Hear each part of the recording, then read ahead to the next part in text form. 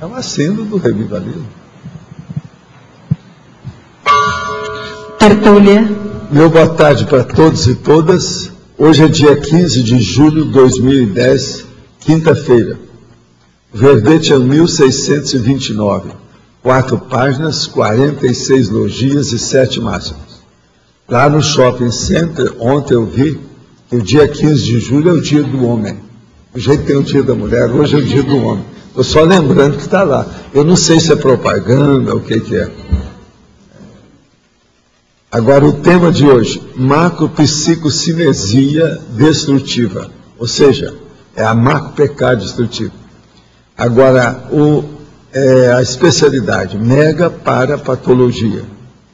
Definição, a macropsicocinesia destrutiva é a psicocinesia ou PK, a psicocinesis estigmatizante, que é macro-PK destrutiva, ocorrência megapatológica derivada da sedialidade extrafísica, quando destrutiva ou fatal ao corpo humano, além ou depois da série de acidentes de percursos físicos parapsíquicos prévios, na condição de efeitos intrafísicos de origem multi ou interdimensional. Os holopensenes predisponentes às fatalidades. A macro-PK destrutiva podendo envolver todo o grupo patológico. A sedução das paixões humanas. A imprevidência quanto às situações de risco. A imprudência quanto à existência intrafísica. A chegada intempestiva da macro-PK destrutiva. O homicídio assediador. Ou, se vocês quiserem, o assediador homicida. A macropsicocinesia como sendo capaz de acarretar prejuízos em geral fatais, tanto à consciência parapsíquica, ao sensitivo ectoplasta, ao animista e ao projetor, quanto ao pesquisador, ao conscienciólogo, o parapsicólogo ou interessados em geral. Os dois tipos de vítimas mais comuns da macro-PK destrutiva, como sendo o pesquisador e o sensitivo parapsíquico, somente o ectoplasta, de efeitos intrafísicos. Eu quero dizer para vocês que na binomiologia tem emocionalidade, está errado aí, há uma inversão de letra. Na argumentologia tem uma série de dados aí, de tópicos, e tem no sensitivo 7 sensitivos parapsíquicos vitimizados ou vitimados por macro-PKs destrutivas, ou 7 casos de mortes violentas. 5 tipos diferentes. Nós estamos mostrando aqui dos 7 casos. Nos pesquisadores, nós temos 5 pesquisadores parapsíquicos vitimados por macro-PKs destrutivas, 5 casos com 5 mortes violentas, diferentes um do outro. Na remissiologia, nós temos 15 itens e chamamos a atenção. Interação, essência, acidente. Mega estigma existencial. Mega patologia intraconsciencial. Mega perigo dos efeitos mediatos. Momento de parar. Frase enfática. As ocorrências infaustas das macropsicocinesia destrutivas evidenciam a necessidade permanente do emprego das energias conscienciais sadias com intencionalidade interassistencial. Você já pesquisou as ocorrências das macropsicocinesia destrutivas? Você assiste às consciências vítimas dos acidentes de percurso parapsíquicos? Vocês vejam bem, em 8 anos, eu nunca trouxe esse verbete aqui sobre macro-PK, porque dentro do processo aí da nosografia, esse aí é um dos mais sérios que tem em matéria de acidentes, né? Coisas infaustas, difíceis na vida humana. Agora, a pergunta. Agora, é muito bom a gente discutir esse verbete aqui hoje, que nós temos a mega euforização, né? Está de acordo, vocês souberam escolher. Vamos em frente. Agora, a pergunta. A macropsicocinesia destrutiva pode acometer consciência em qualquer faixa etária, mesmo recém-natos ou até fetos? Sim. porque tudo depende das energias conscienciais, qualquer idade física. Ou há necessidade da consciência ter maior maturidade do cérebro físico para então poder ser rastreada por seus assediadores extrafísicos. Não, com o cérebro ela entra mais no buraco, né? No abismo. Sempre ocorrem os acidentes de percurso físico e parapsíquico prévios, ou a marca pecado destrutivo pode ocorrer de supetão. Não, o problema todo é o seguinte: a marca pecado nada mais é do que a acabativa de um processo. Por isso nós estamos falando lá. Tem muito caso que a pessoa tem alerta antes, mostra alguns sinais, sintomas, aquilo ela está sendo chamada a atenção. Isso são os mini acidentes de percurso parapsíquico que a pessoa tem. Agora, o que ocorre com a marca PK é uma acabativa, é a parte final, é o acabamento do processo. Então isso aí é de supetão, às vezes pode ser a parte final. Uma das principais causas de mortalidade na infância é a violência, o trauma, quedas, afogamentos, choque elétrico, crescimento da criança dentro do carro, entre outros. Nas crianças de 5 a 9 anos, as mortes violentas correspondem a 47% do total. 54,6% de 10 a 14 anos, 70,8% entre adolescentes de 15 a 19. Esta alta incidência de morte violenta em tenra idade deve-se à macropsicocinese destrutiva ou não há relação causal? Ah, sim. A maioria dos grandes processos de acidente grande que tem por aí, grande número, tudo são homicídios praticados por assediadores extrafísicos. Agora, o médico vai lá e dá como causa mortes alguma coisa, né? AVC, né? Infarto miocárdio, pneumonite, é o que acontece mais.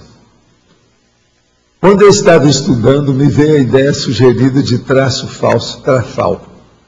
Não sei se existe esse verbete. Por acaso já foi estudado esse traço da personalidade que se diferencia do trafório e do trafar? Não diferencia nada. O traço falso é um trafar, bobagem essa. Agora, trafal é o traço faltante. Você precisa estudar isso, já tem dados, estudo sobre o assunto. Quando eu lancei os 3 de uma vez. Agora, o seu traço falso é o trafar, é um dos tipos do trafar, é o traço falso. É aquela pessoa que quer passar pelo que não é. Ia falar isso. Trafalismo, tem o verbete trafalismo. Esse aqui é o bom, né? Que fala tudo aí, né?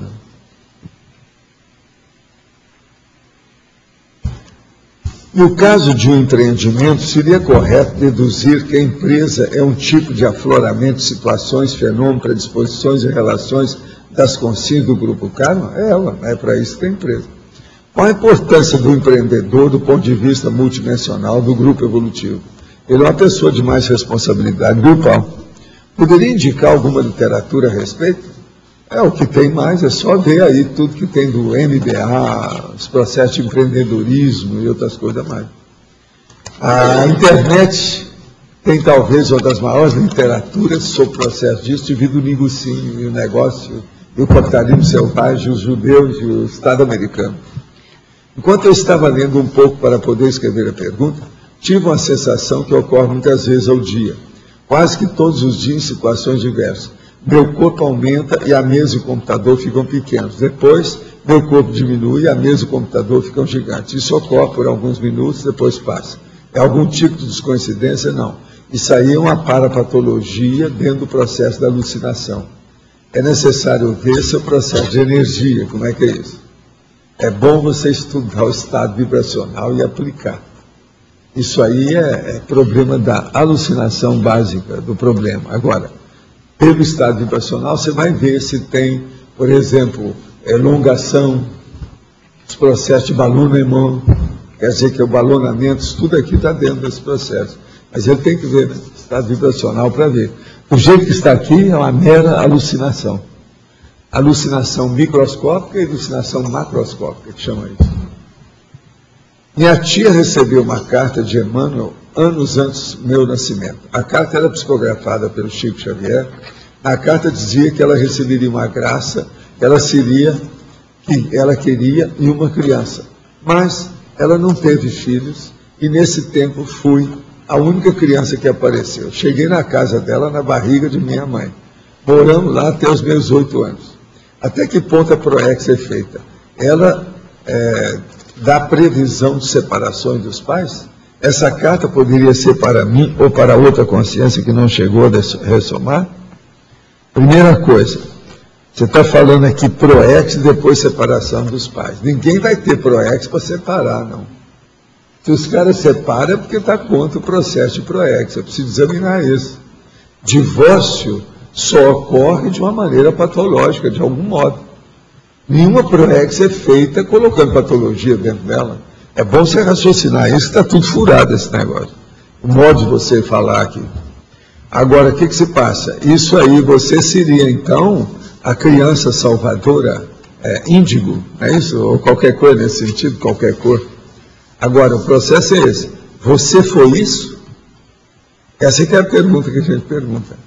Você tem sido isso para sua tia? Vamos ver se a carta do Emmanuel era furada ou não. Vamos examinar. Olha pela sua vida, você vai ver, né? Eu queria dizer que a modelo brasileira que queria maiores seios do mundo corre risco de morte. O nome dela é Sheila Hersey. Está aqui, o processo é da internet. Ela tem 30 anos, no Texas. Agora, uma bactéria atingiu os seios dela, vocês já viram, né? Ela já fez mais de 30 cirurgias plásticas. O negócio é brabo. Agora é isso. Quer aumentar demais o negócio aí, complicou tudo. Não é fácil, tem que abrir o olho com isso. É implante. Parece que tem que retirar toda a mama agora, por causa do processo dela. Está na internet, viu, gente? Uma outra coisa. Justiça Eleitoral recebe mais de 2.776 pedidos de impugnação de registro.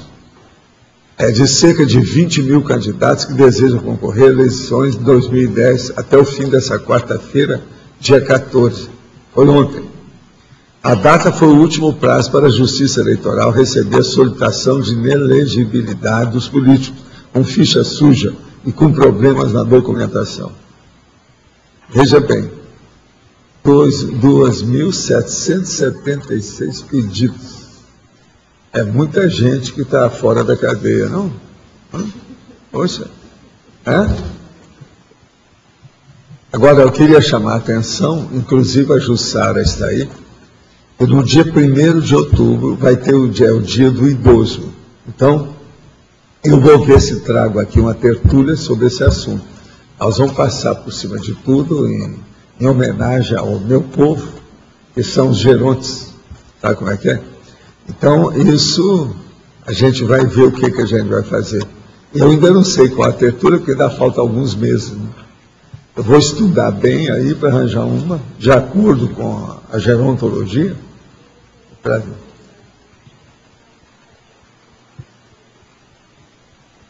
Tem um aí, eu podia tirar para deixar esse, né? Você acha ele bom? Você já examinaram. Então eu posso tirar. Eu vou falar com o nosso amigo, a mim, para tirar de lá. Ela está na ponta para chegar aqui. A gente deixa para outubro. Esse aí é bom. Longevidade produtiva, que é o nome. Você já fica sabendo. Tá certo? Vamos seguir o que a Adriana está falando. Você sabe que a Adriana conhece mais o meu trabalho do que eu, né? E é mesmo, até um certo ponto. Esse é um dos tópicos que a gente está usando para desenvolver a logo. Pois é. Esse título. Então quer dizer que eu estou na onda, né? Tá certo? Pode ser.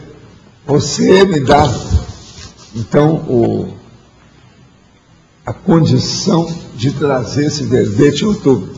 Então, dia 1º de outubro, você já sabe qual é o verbete. Longevidade produtiva. Vamos nessa. Valdo. Sim.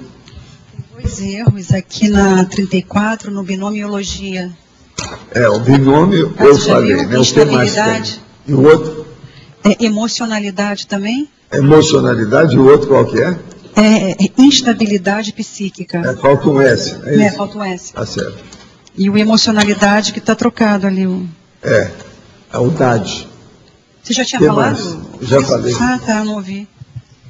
Obrigado. Não, só isso. Agora aqui, o sistema nervoso autônomo, através das fibras pré-sinápticas, conduz o impulso nervoso para a medula da suprarrenal, a fim de estimular as células cromafins para secretarem as catecolaminas, adrenalina, noradrenalina, entre outras.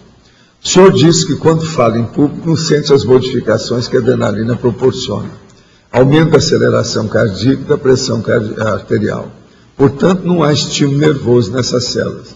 Eu gostaria de saber como é possível dominar o sistema nervoso autônomo, que tantas vezes nos prejudica, ao invés de trazer benefício. Você tem toda a razão. Agora, para isso, nós temos o primeiro laboratório que foi feito para isso. Chama Imobilidade Física Vigil. Se você nunca veio aqui, nunca viu esse laboratório, se você aparecer por aqui, vai lá e você vai ver como é que ele funciona. Eles vão te dar as dicas todas. Isso aí é assim que começa a segurar para não haver tremor. Uma outra coisa, no frio, a pessoa também não pode tremer. O negócio fica mais sério. Entende? Não pode. Nada de bater o queixo. Nada disso. Então eu preciso de ver. Agora, veja, lembre-se, mobilidade física, veja, é por aí que a pessoa começa a dominar o sistema neurovegetativo. Agora, o processo é o domínio, antes de tudo, do cerebelo, que é o cérebro pequenininho que a gente tem, menor do que o cerebrão. Qual o ponto crítico, o ponto principal, o âmago da pensilização retilínea? É a autodisciplina. Se a pessoa começa com autodisciplina, pelo menos com a ideia da autodisciplina, ela vai começar, pouco a pouco, a impor uma disciplina, organização, um método de fixação da retidão do modo dela pensar. Então, a autopensalização se torna, com o tempo, retilinear, ou retilínea. Existe algum marco entre a TENEPS e a OFIEX? Alguma condição palpável que se possa colocar como meta concreta, verificável antes da OFIEX? Sim. No mínimo 2 décadas de serviço diário. Mais do que isso, eu acho que eu não preciso falar nada, né? Já é muita coisa, não? Nasci em 1944. Apesar de ter passado no teste como intermissivista, analiso muitas de minhas reações e penso que sou com os réus. Em 1944, já vi o curso intermissivo. Já vi assim. Escuta, nessa condição que você está querendo ser com os réus, existem umas perguntas cretinas que a gente pode fazer. Primeiro, você se auto-vitimiza por outras coisas? Se você se auto-vitimiza, está na cara que você está se auto-vitimizando, não é isso? Segundo, você faz negocinho para consertar a situação? É mais um negocinho isso aqui. É outra pergunta que eu acho que é boa. Né? Agora, outra coisa. Na questão que você examinou, o intermissivismo, quer dizer, o curso intermissivista, tem alguma coisa que te chateou? Não é aquilo que você está de acordo, mas alguma coisa te chateou. Às vezes é aí que ela pode descobrir aí a situação. Agora, ó, vamos estudar. Qualquer coisa que aparece por aqui, faça alguns dos nossos laboratórios. Talvez vai dar ideia. O laboratório é ótimo para dar a serendipia, a inspiração, a inventividade, o ineditismo, a verpom na cabeça da pessoa. Isso ajuda. Aquela pessoa, por exemplo, aquele rapaz que chegou aqui, 38 anos, foi lá no laboratório da pensenologia, saiu de lá e foi direto, ficou atrás de mim aí, procurou por todo lado para falar comigo. Aí eu encontrei com ele, me deu uma inspiração, sei lá o quê, eu saí aí no pátio, encontro com ele. Valdo, eu estive lá, fui fazer o laboratório, pela primeira vez eu estou sentindo que eu tenho inspiração. Eu procurei tanto isso, e agora tenho. Tive ideias fora de série. Mas você nunca teve ideia original nenhuma, inédita, assim, coisa nova. Não, nada. Pois eu sempre procurei, sempre tinha alguma coisa. Agora eu falei assim, mas você divide beber de vez em quando? Não, de vez em quando, mas eu não bebo mais. Então, agora veja, o laboratório, para uma pessoa igual essa, foi uma mão na roda. Abriu o caminho. Entende? Em vez de ele cair no bataburro, ele abriu a porteira. Quer dizer, foi o máximo. Você entendeu? Em vez de cair no bataburro, que é junto da porteira, ele abriu a porteira e passou. Quer dizer, foi ótimo. Valdo, na página 35, evidenciologia.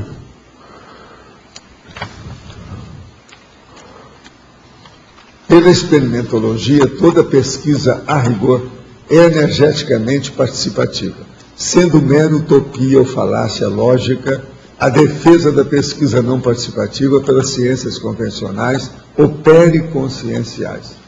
A evidência mais contundente para esse fato está nas ocorrências da macro-PK quando destrutiva. Isso aqui é uma síntese do processo. Essa macro-PK eu queria saber em relação ao pesquisador e à ciência. Aqui, ó, quando é que uma coisa ocorre bacana para a gente pensar nisso, bem oportuna. Aqui eu estou lembrando aquele caso que eu já contei. Eu conheci o homem. O caso é o seguinte, ele era um biólogo, estudava história natural seriamente, tipo Darwin e outros mais desse tipo Roberto Lyman, tá? E a turma aí. Agora, o que se passa? Ele fez umas pesquisas de campo muito grandes, durante muito tempo, em locais diferentes, tudo isso. E viu uma pedra que era muito bonita. Então ele se apaixonou pela pedra, trouxe e deixou no escritório dele, junto com os amigos, em cima da mesa. 3 meses depois ele estava com câncer. Eles foram examinar, a pedra era radioativa, ele não tinha feito o exame da pedra, que ele ficou apaixonado por ela, e pegou o câncer. Você entende? Agora, eu então pergunto para você, nesse caso, a participação foi total, tá certo? Por emoção, mas não é bem por emoção, por radioatividade. Outra coisa, e a Madame que ri? A Madame, aquela que ria sem parar e tal. Veja bem, como é que foi que aconteceu com ela?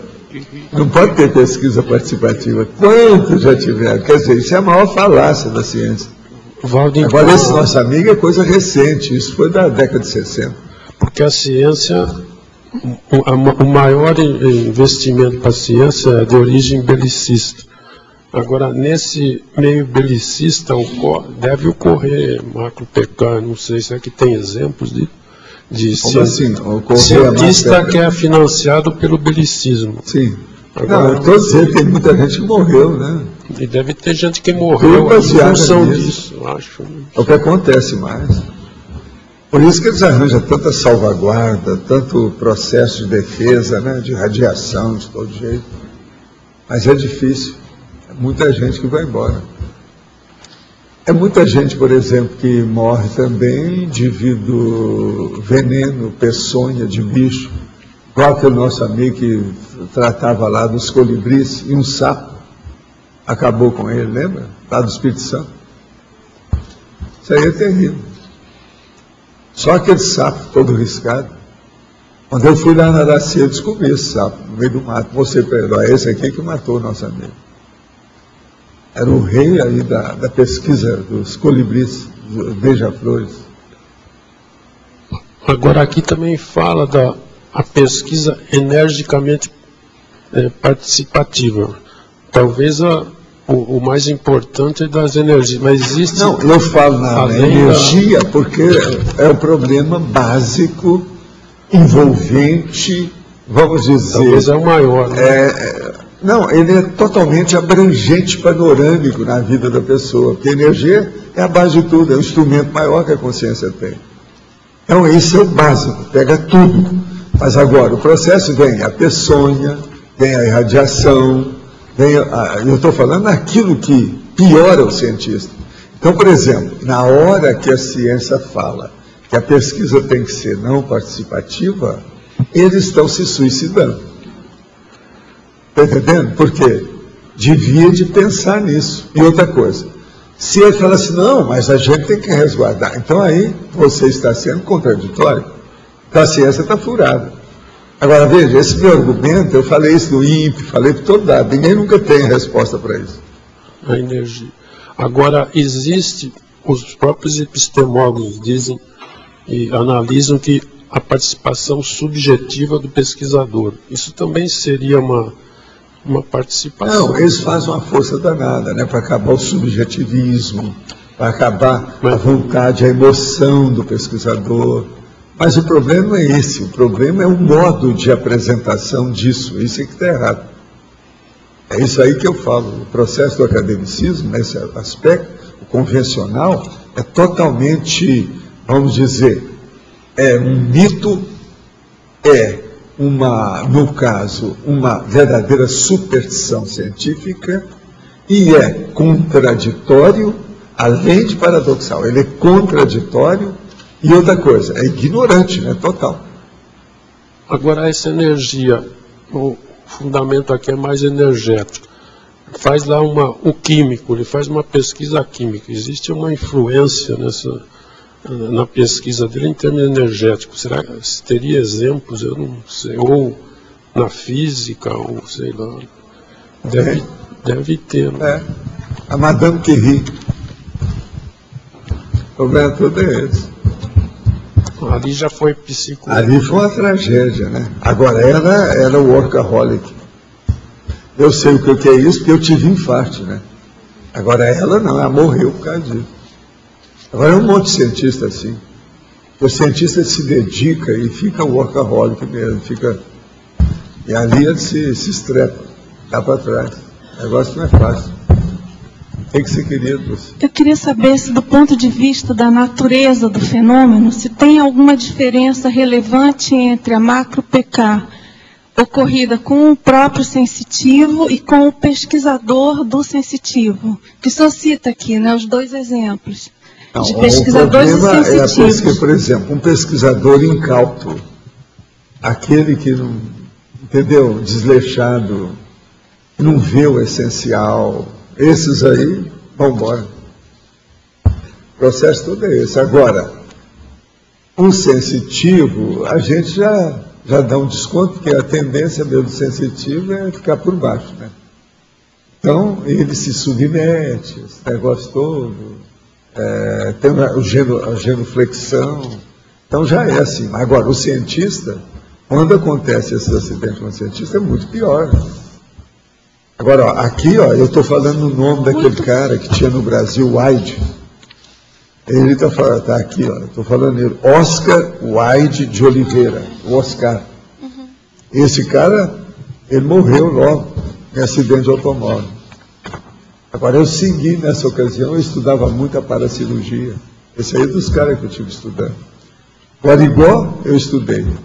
O Mirabelli não é da minha época, eu não cheguei a conhecer, mas eu levantei tudo que tinha dele, tem uma biblioteca enorme aí do material dele. Agora, o Antônio Rios, esse aqui eu cantei a pedra no Instituto. E poderia acontecer alguma coisa, porque ele morreu quando o nosso amigo foi embora, sabe? O reorganizador. Agora, o Edson Queiroz, esse eu conheci.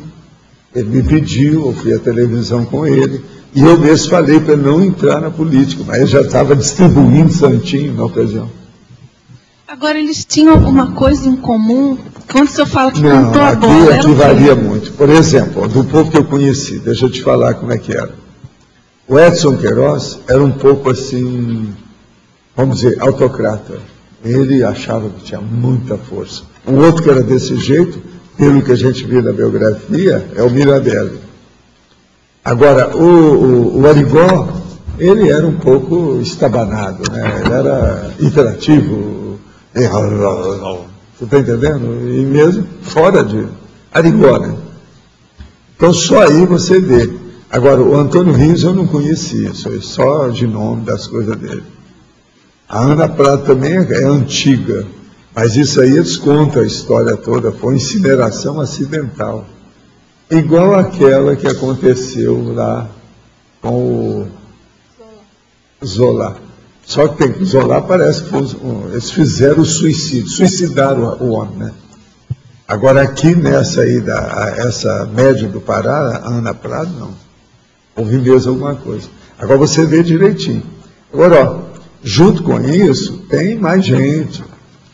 É muita gente que eu conheci. Eu estou pondo aqui aqueles que são clássicos, o povo reconhece e tal.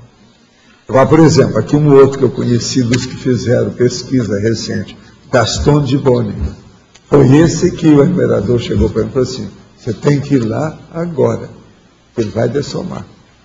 Agora veja, naquela ocasião já estava preparado para dessomar. O problema dele foi um acidente de automóvel que bateu atrás e deu um problema no pescoço, e aquilo quase cortou o pescoço dele. Então ele estava, quando eu cheguei lá, ele estava tudo ainda, já no fim da vida dele, com o processo do acidente. Agora, esse Bachelor, esse cara foi fora de série, pelo seguinte, esse aí, ó, Kenneth Bachelor.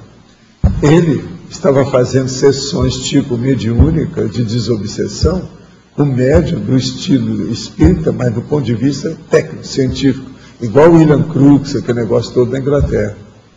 E coisa séria, viu, o tempo todo. Eles acabaram com ele.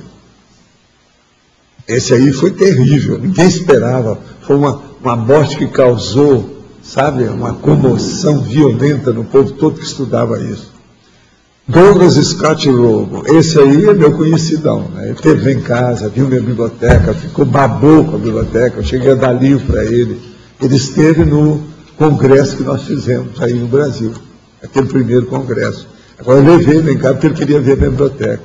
A hora que eu mostrei para ele meus livros da França, da Itália, os negócios de 1800, lá vai fumaça, ele falou, nunca vi isso em parte nenhuma. Eu falei assim, não, isso não tem nos Estados Unidos, vocês são tudo monoglota lá. Agora, o Scarorogo é fora de série, ele estudou tudo da época sobre os problemas da parapsicologia. Agora, veja, esse era um homossexual. Eu não sei, mas o processo do assassinato dele foi problema desse que um homossexual mata o outro, entende? E eles não gostam que fala assim, eles acham sempre que é um hétero que matou, mas não é não. A maioria é homossexual que mata o outro. Esse caso aí é clássico. Agora, ó, De Boni era de lá da Itália. O Scarorogo era da Califórnia, com os negócios todos. Isso tudo eu conheci de perto. Esse povo vivo. Agora, por exemplo, um cara que era uma cabeça desse povo aqui que eu estou falando, esse William Jackson Crawford, um inglês, ele suicidou. Mas ele foi por envenenamento. Mas esse era uma cabeça, senhor Crawford. E ele sabia tudo sobre o processo de ectoplasmia, problema de efeito físico. Aí esse, eu acho que eles puseram ele totalmente doido mesmo. Para ele suicidar, ele deve ter se suicidado doido. Agora, eu nunca consegui ver esse cara. Eu procurei ver fora do corpo, mas já fazia muito tempo, né? Ele morreu antes de eu nascer. Quer dizer, eu não vi, eu não lembro de ter visto nada dele. Ele morreu em 1920. Agora, vocês vejam, alguns desses eu conheci, tanto sensitivo quanto também pesquisador. E outra coisa, o próprio, aos processos da Conscienciologia, por exemplo, o Rogo, uma pena que esse cara foi assassinado. Ele era fora de série. Uma cabeça. Agora, uma coisa muito interessante que eu falei com ele ficou todo cheio de si, falei assim, olha, Rogo, eu quero dizer uma coisa para você. Eu faço uma coisa que você faz, ou você faz uma coisa que eu faço. Isso é fora de série. Eu acho que é um processo inteligente. Alguém aí teve mais inteligência do que os outros. Mas nós dois fazemos isso. Eu falei assim, mas o que é? É o seguinte, a gente estuda fazendo livro. Ele falou assim, você tem toda a razão. A minha intenção é essa mesmo. Quer dizer, ele ia estudar um assunto, ele foi estudar milagre, então ele começa a pesquisar aquilo tudo, já fazendo um livro na pesquisa dele, e publicava. Com isso ele ficava professor no assunto. Ele publicou uma série de livros. Se esse homem vivesse, ele estaria vivo até hoje, fazendo livro todo ano. Ele era uma cabeça. Eu conversei com ele horas e horas lá em casa, mostrei os livros, tudo que ele pediu, eu mostrava.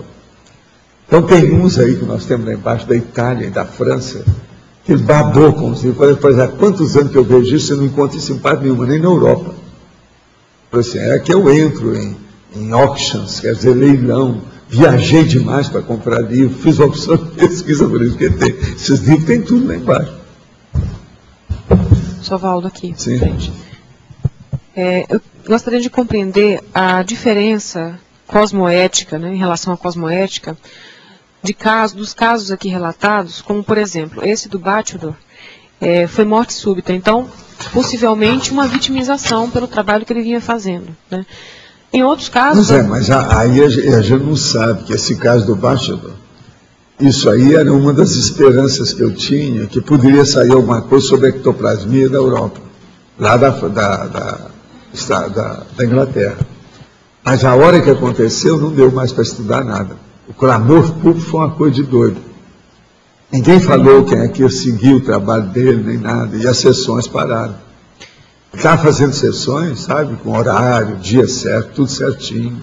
Eu queria entender assim, tem casos, pelo menos o que é exposto aqui, que o senhor falou, que parece ter sido mais uma vitimização.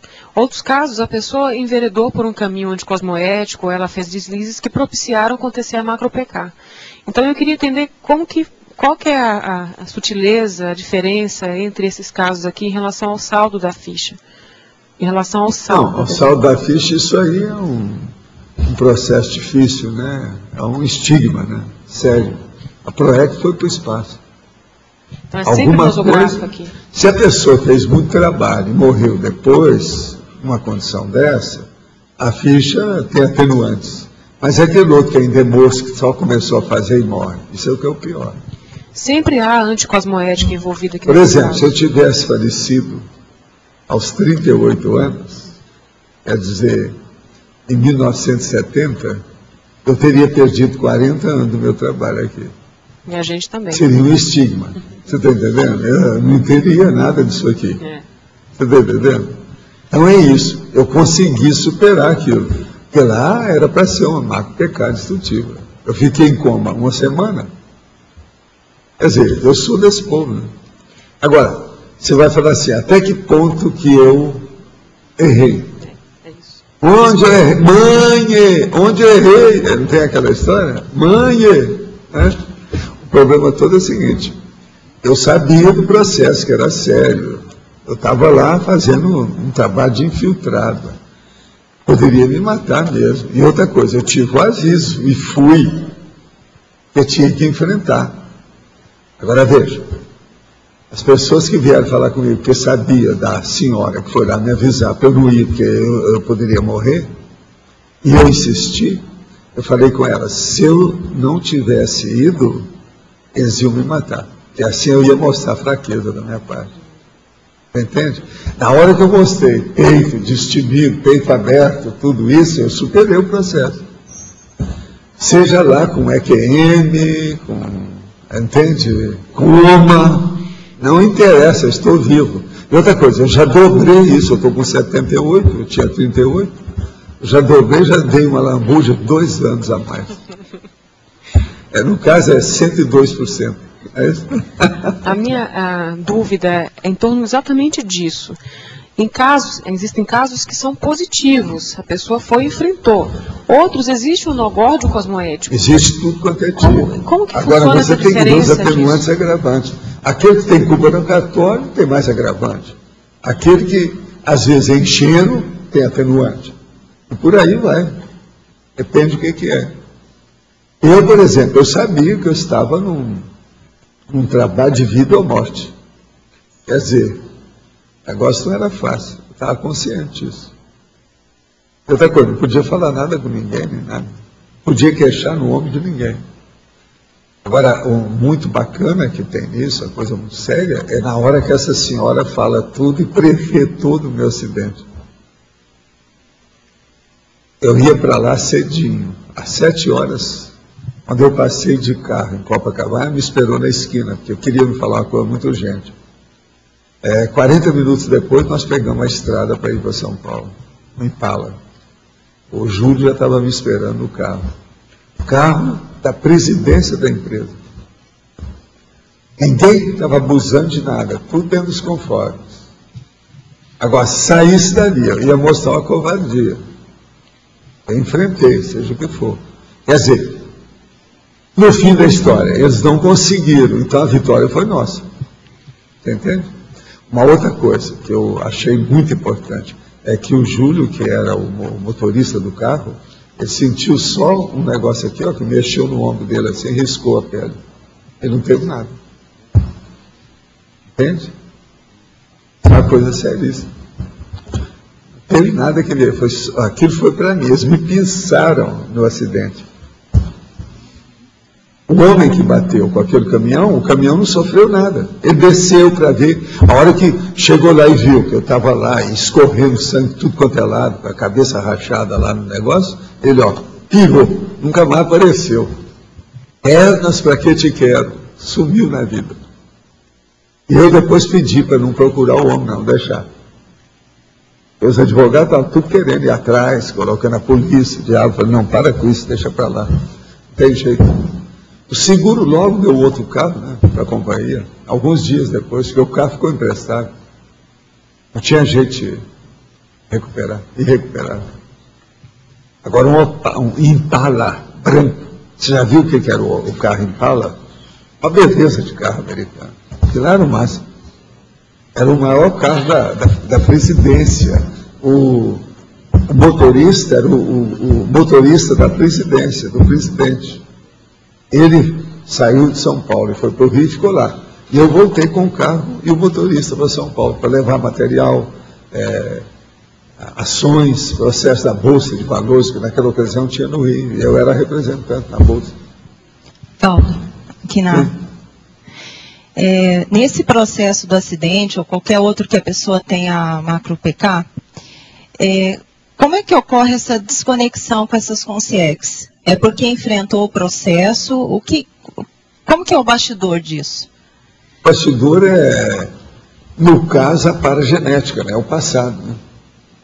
Agora, por exemplo, se você hoje trabalha dentro de um processo mais avançado de tarístico, entendeu? O processo tarístico, aí já é outra coisa, não é só o passado. Aí eles estão contra a ideia, e você é responsável. Aí eles vêm contra você. É justamente o meu caso. Agora, outra coisa. Nunca vão acontecer de aparecer consciências que não tem relação com você. Sempre vai ter. O que eu estou falando é o seguinte. Algumas dessas não têm uma relação tão íntima, tão arraigada, tão enraizada, tão, vamos dizer, visceral com o processo. Entende? Por exemplo, essas minhas, quando eu era infiltrado, não tinha tanto processo visceral. Era um problema mais, é o geral, com muita gente. Mas é lógico que tem relação com esse povo todo. Entendeu? Mas não é uma relação assim, íntima, tão séria, braba. E nesse caso, quando é uma condição que a pessoa, enfim, passou por um problema sério, né, sobreviveu. E não é só em relação a TARES, é um problema do passado. Aí a melhor coisa que tem é o seguinte, se você não tem culpa do cartório, é a melhor coisa que tem. Você já pensou? Eu posso encontrar com todo mundo que provocou esse acidente, olhando para olhos do para-olhos. Eu não tenho nada para esconder. Eu fui vítima. O Júlio é a mesma coisa, também não tinha. Ele não errou nada dirigindo o carro. Mas quando a pessoa é vítima, o que faz essa desconexão é a recim que ela faz depois. Não, isso. Tudo ela vai ter que ter por causa da interprisão grupo cargo. Todas essas coisas ocorrem dentro do universo da interprisão grupo cargo. Uns mais, outros menos, lá dentro ou lá fora, depende da função que a pessoa exerce, as reações que ela tem perante aquele assunto, mas o universo é o mesmo, entendeu? Entendi. Professor. Agora, nós temos que examinar os processos, por exemplo, de doença, acidente, são as duas coisas mais sérias que a gente tem que ver o tempo todo. Agora, junto de doença e de acidente, existe o processo de conflito, é uma terceira. Conflito é aquilo que tem entre as pessoas, conexão. Isso tudo também pode estar influindo. Então, por exemplo, uma macro PK, ela às vezes pode ocorrer depois de um conflito, depois de uma doença, depois de um acidente. Acidente de percurso que eu estou falando. Aí já é uma coisa grande. Agora, o PK, essa macro PK, outra coisa que eu quero dizer para vocês, essa macro PK, isso é o nome da parapsicologia, não foi eu que inventei essa expressão. Agora, o que se passa? Eu falo a destrutiva, é a hora que dá a dessoma. que é o problema para terminar uma vida, né? Então a PROEX vai para o espaço. Por isso que é tão sério a gente desamarrar esses nós, né, que o senhor fala, a questão do conflito, né, dos embates com as pessoas, nesse sentido, né? Tá. E isso tem que começar com a família nuclear. Aquele negócio que eu falo com a filha, que é isso, você está com a sua mãe, ela te deu a vida, faça as pazes com ela, ela tem razão, seja o que for. Mesmo que você tenha toda a justiça na sua mão, você está errada, você não pode fazer nada, ela é sua mãe. Então, esse processo de ter o prioritário na cabeça é que é o mais importante nisso. Entende? Para a pessoa se safar bem do convívio. Senão não dá certo. Ovaldo, e quando a macro-PK destrutiva ela acontece pela paragenética e pelo passado, e não por, como no seu caso, por fazer etares, você poderia colocar um exemplo desse tipo de paragenética, desse tipo de passado, que provocaria essa macro-PK? A hora, por exemplo, que a pessoa está perseguindo a outra por um processo de vingança. É o que acontece mais aí. O assediador olha mais o outro em matéria de represália, vingança, entendeu? E quer recompor alguma coisa que acha que precisa de fazer. A lei de Talião, o princípio de Talião, né? É um negócio totalmente errado. São os brutos, são os bárbaros. Mas aí no caso é a lei da barbárie. Mas aí no caso o perseguidor seria uma consciência? Não seria uma consciência?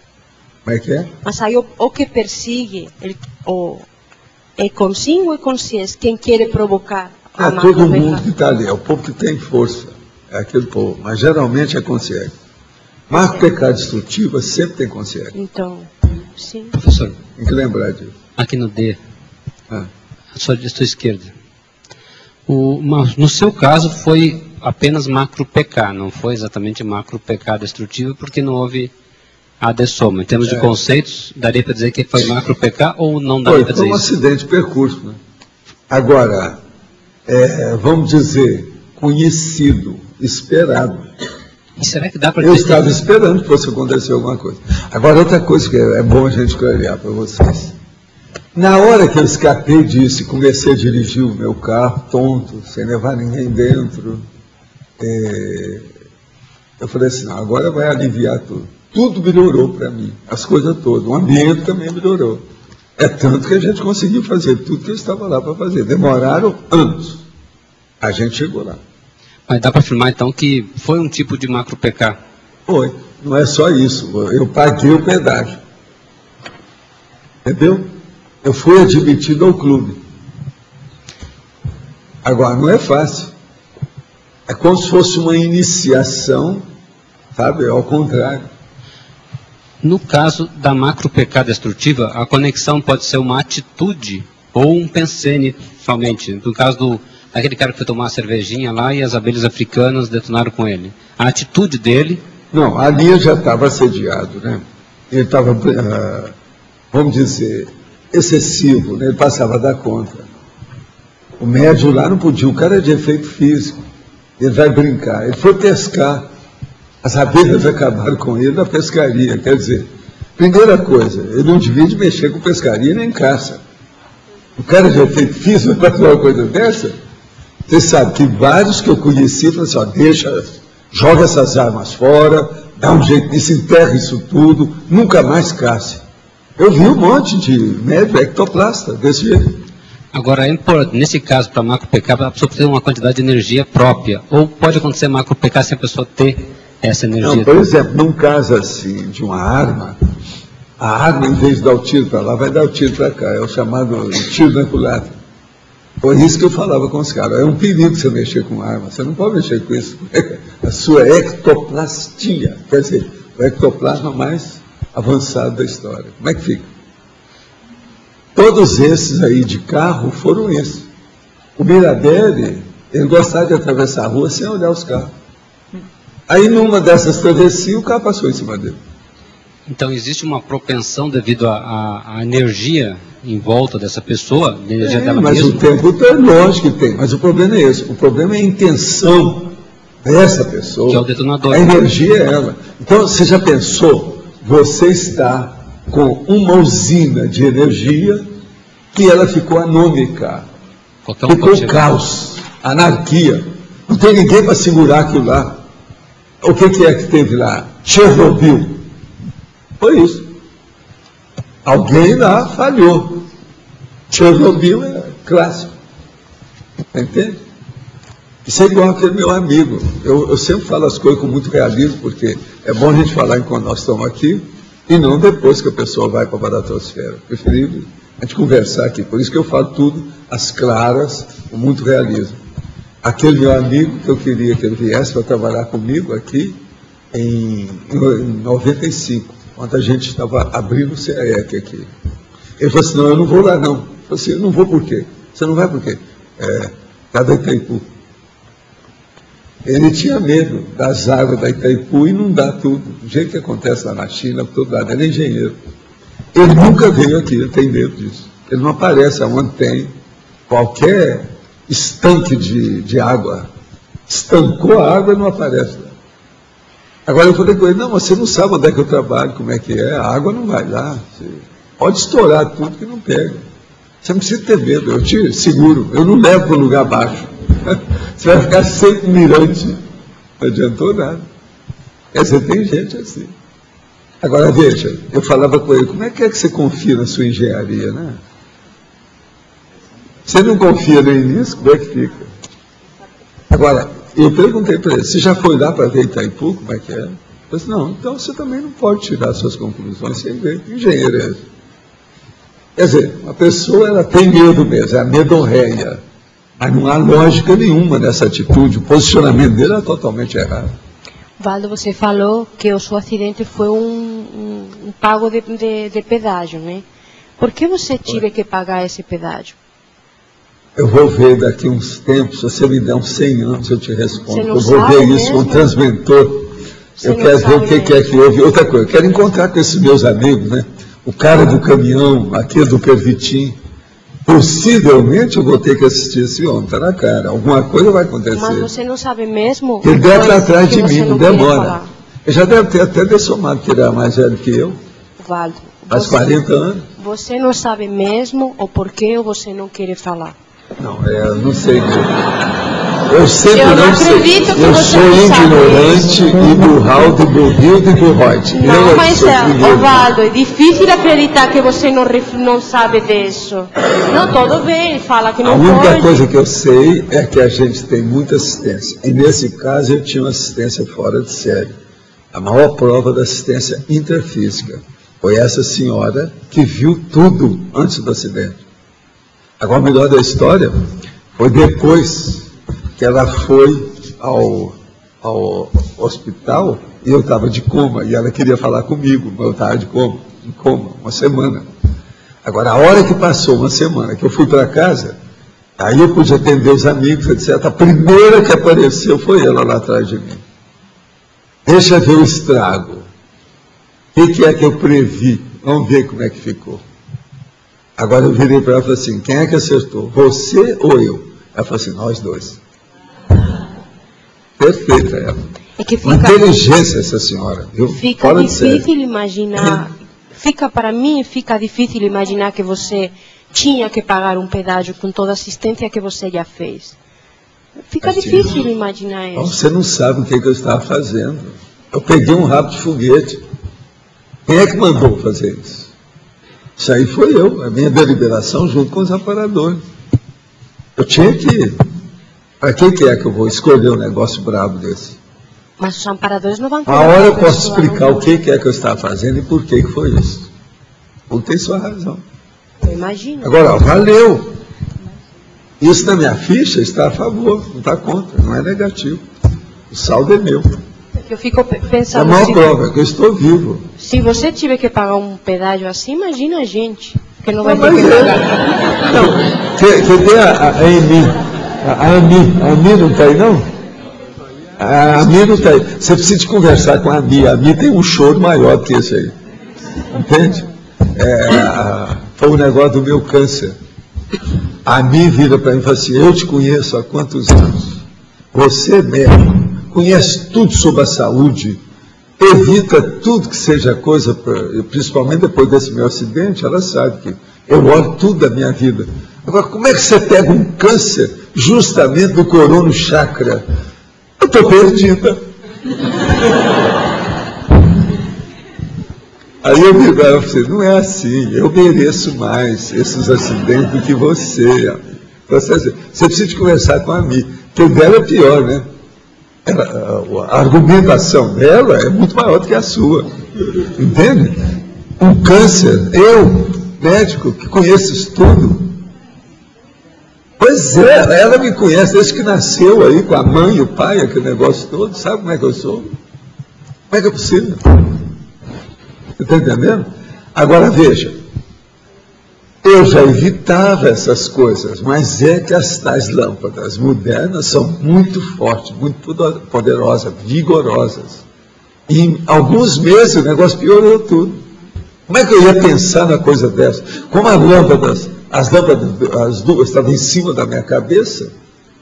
Os amparadores não podiam ter te dado um aviso? Não, eu sempre falar, por exemplo, eu evitava todas essas lâmpadas na cabeceira. Eu gostava das lâmpadas, que é lâmpada fria. Eu cheguei a usar isso na temporada. Aí teve uma época que eu chegava para ver assim, não usa isso, muda a lâmpada. Aí eu coloquei incandescente. Desde lá do Rio, há muitos anos. Agora, o processo meu é dessa sensibilidade. Você veja, eu agora descobri um negócio da minha pele, que é a ceratose. Ceratose é a casca de besouro, esse negócio tudo é ceratose. A pessoa, quando vai ficando com uma certa idade, ela começa a virar inseto, vegetal. Então vem a ceratose, esse negócio todo. Agora, por exemplo, aconteceu um negócio, eu vi que o meu corpo mudou. Falei assim, o que é que teve de novo? Eu descobri o caso do kiwi, da fruta kiwi. E realmente, você está entendendo? O lugar que estava aqui na minha boca sumiu, alguns que eu senti aqui, ó, nas minhas costas, já sumiram. Você está entendendo? E eu estou comendo. Comi agora, depois do almoço, lá em casa, 2 kiwi. Já sei o jeito que é, né? Agora, veja, isso aí tudo também é inspiração, né? Para a gente ver como é que é a situação. Vale a pena. Professor, aqui Sim. no B. Qual que é a inter-relação entre riscomania e o suicídio? Riscomania e o que mais? Suicídio. Suicídio? Isso. O problema, uma pessoa que tem a riscomania, ó, a Ami chegou, tá lá, aqui. Está falando em você, com aquele negócio do câncer, que você falou, você que se cuida tanto, teve câncer, o que vai ser de mim? Sabe? Depois você conversa com a Laura sobre isso. Mas o caso é o seguinte, deixa eu explicar. Uma pessoa que tem a riscomania, ela gosta de alguma coisa eletrizante, ela quer emoção de bicho em cima dela. Então aquilo é o cerebelo, é a psicomotricidade, é a adrenalina, é a suprarrenal, que está funcionando demais em cima dela. Agora, o que se passa? Essa pessoa, nós taxamos como sendo fronteiriços ao suicídio. Isso, a psiquiatria hoje tem uma escola que já analisa o processo do fronteiriço ao suicídio há muito tempo. Já vem desde o século XIX. Agora, essas pessoas são fronteiriças ao suicídio. Todos esses caras. Um deles maior é aquele Knievel, Yves Knievel, o cara que corria, fazia isso, fazia aquilo. Todos esses que gostam de estar no fio da navalha. Você está entendendo? Na beira do precipício. Todos esses são risco maníaco. Todos têm tendência a suicídio. Eles não dão valor para o corpo humano. Então você já viu. Esse povo, para melhorar, às vezes precisa de séculos, precisa de várias vidas, não é de uma hora para outra. Agora é muita gente que é risco maníaco. E agora com os réus, isso aí aumentou demais. Né? Tem gente de todo tipo, passando a conta, extravasando, excessivo, radicais. Você está entendendo? Isso tudo é risco-mania. Agora, a risco-mania é macro-pecado destrutivo. É muita gente que morre. Olha só umas coisas muito comuns que tem e o povo não liga. A coisa já banalizou. É o problema de asa delta e outras coisas mais que o cara cai, etc. Alpinismo, então, esse aí é o óbvio, né? Agora tem aquele negócio também de subir naquelas pedras, aquele negócio todo. De vez em quando morre um, eles não falam nada. E vai dando ibope pro ego, né? Agora, tem a riscomania, essa aí é apenas de exibição para a pessoa se sentir tal. Mas existe a outra coisa ainda, que é também riscomania, das piores que tem, mas são sutis essas coisas. Uma delas está acontecendo aí agora, aí, ó. Eles estão querendo até mudar as leis. Que é o problema, por exemplo, da barriguinha da mulher, que quer tirar as gordurinhas da pochete. Você sabe o nome disso aí. A lipoaspiração, que é uma coisa aparentemente simples, está matando gente que não é fácil. Eles deviam fazer um levantamento de quantos já morreram com lipoaspiração, porque isso é uma coisa recente. Isso não é de muito tempo. Está entendendo? É da década agora de 80, 90 para cá. Mas é um monte, principalmente de mulher, é muita gente que já morreu. E outra coisa, tiraram o negócio de qualquer um que estava fazendo isso, matava todo mundo mesmo. Passar para médico, passar para especialista, não está adiantando nada. Quando menos espera, porque o negócio de mexer aqui na área do epíplon não é fácil. A barriguinha da pessoa é um dos lugares mais graves que tem, porque o umbilico chakra da maioria é bloqueado, é cheio de energia negativa. Vai mexer justamente ali. Por exemplo, o meu câncer foi mexer aqui, mas é o corono chakra. Esse é bom. Agora vai mexer nesse aqui, esse é ruim. O negócio está sempre atrás. Você está entendendo como é que é? E está relacionado... É um problemão. Olha, eu lembro para vocês, cuidado. Se hoje vocês não pensam isso, amanhã tem gente aí que vai pensar, cuidado com esse negócio de lipoaspiração. Mata mesmo. E mata por infecção, por hemorragia, uma série de coisas. Você já esteve estudando? Embolia, então é um negócio seríssimo. Divide o epíplon. Agora, o povo, de modo geral, não sabe nada do que tem na barriga. Esse negócio é terrível. Entende? Não sabe, eles não entendem bem o que é um epíplon. Como é que esse negócio da barriga funciona? Não, isso é o tanquinho. Professor, e está relacionado com o ego, né? Está relacionado com a vaidade. Pois é, mas esse é ruim por causa do processo da vaidade. Entendeu? Quase sempre é vaidade. Sim. Tá bom, obrigado. Não é fácil. Em frente.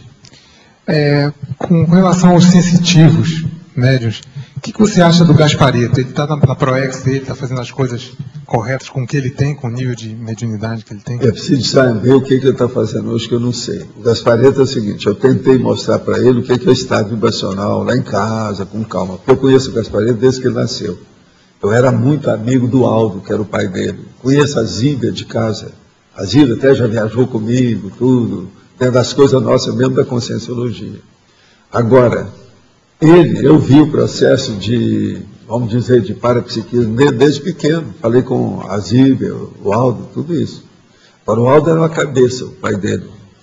Ele ia Uberaba só para conversar comigo. Pra você ter uma ideia. O homem era fora de sério, o diálogo, a interlocução, fantástico.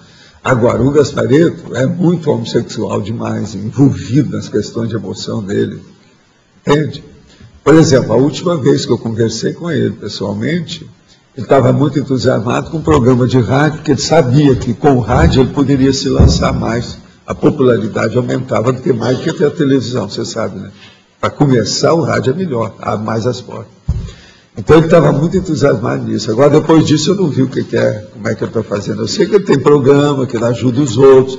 Atualmente parece que ele faz uma opção de alta ajuda, uma série mais séria. Eu não sei como é que ele está.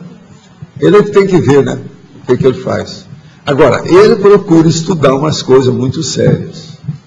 Ele, por exemplo, ele tinha uma certa amizade com o Chico, mas ele não gostava muito de certas coisas do Chico, porque o Chico era muito dependente dos outros. Ele achava que mesmo a pessoa sendo homossexual, que não deve ser assim. Ele sempre foi independente. Aquele nosso amigo aqui era muito amigo dele, aquele que vem aqui, você sabe, né? Eles trabalharam juntos durante 8 anos. Não trabalharam, eram mesmo, moraram juntos 8 anos, para valer. Entende? Ele conhece bem um ou outro, tal, direitinho. Agora, é uma pessoa boa, tem feito uma opção de coisa, mas atualmente, por exemplo, ele e a Zíbia, o povo já chamou que eles fizeram uma indústria da mediunidade. Eu não sei se é mesmo. Porque eles já tinham lá os caminheiros, que era já uma instituição para fazer assistência lá em São Paulo. Mas, quando eu comecei a trabalhar com o processo da Conscienciologia lá em São Paulo, tinham 6 que queriam que eu fosse para essa instituição. Eu escolhi o Zanarotti porque ele era mais universalista. Todos os outros ainda eram muito fechados, mais bitolados. Um deles era justamente os caminheiros. Eu invitei o caminheiro. E fui lá para o Zanarotti e vi esse processo. Isso já naquela época, para você ter uma ideia. Valdo. Quanto ao Thomas Green Morton, o que você acha? O Thomas Green Morton, ele é um meninão grande, com muita energia, ectoplasta, etc., de efeito físico. Agora, ele realmente tem esse processo todo, mas se ele puder também, ele mistifica, estabelece a farsa, passa por cima para não ficar atrás. Agora, é perigoso porque ele é um pouco infantil, entendeu? Esse eu estive lá, de perto, levei até meu filho junto, para a gente ver tudo com calma. Entende? A gente viu, eu vi esse fenômeno com ele e tal. Ele queria que eu trabalhasse mais com ele, lá, eu e o Arthur. Mas nós recusamos, porque eu sabia que aquilo era um perigo. E eu avisei tudo para ele. Ele levava muito artista lá. Agora, acabou uma pessoa morrendo lá dentro. Aí foi preciso os advogados entrar para acertar as coisas dele. Depois disso, eu não vi mais o que aconteceu. Ele, de vez em quando, me telefonava. Falava, joga energia para mim, Paulo. Daí eu jogava energia e ele recuperava. Ele entrava como se fosse uma depressão. E eu falava lá, para ele, lá, vamos dar um jeito. Ele esteve no Rio algumas vezes, tive contato com ele e tal. Mas eu fui na casa dele lá, tudo. Fiz pesquisa. Mas é difícil com ele. Porque se puder. Mas você tem algum tipo de, ou você viu que era preciso dar algum tipo de advertência para eles, para não cair no caminho? Não adianta, você não entende como é que é médio. Médio é pior do que menino recalcitrante. Ganha, longe. É preferível trabalhar com a criança do que com esses médicos. São tudo intestados. Uma boa parte deles acha que eles são o rei do cosmos. Eles dominam o universo. O negócio é muito mais sério que você está pensando. Você quer falar? Sr. Valdo, dentro da linha das personalidades, tem uma que me chama a atenção, que é o Carlos Chagas. Eu queria entender o seguinte, ele teve a vida dele com essa descoberta da doença, e foi uma descoberta brilhante, porque foi desde a etiologia até o final, né? Foi o único pesquisador. Nunca ninguém fez isso. E mesmo assim, com o trabalho dele, com todo o investimento dele, na parte médica, ele passou uma boa temporada ainda na baratrosfera, segundo consta nesses livros. Mas ele era um cara um pouco... Isso eu quero entender. O que era... Tinha um professor meu, que era de doenças tropicais, que trabalhou com ele de perto. Era um cara já de idade, tudo isso, quando eu estudei medicina.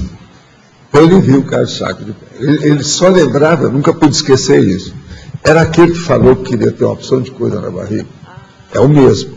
Então agora o que se passa? Ele lembrava do Carlos Chagas, e eu nunca pude esquecer isso, pelo seguinte: o Carlos Chagas nunca trabalhava no microscópio fora da janela, para ver as meninas que entravam. A hora que ele via que era uma mulher com o negócio, ele saía daqui e olhava.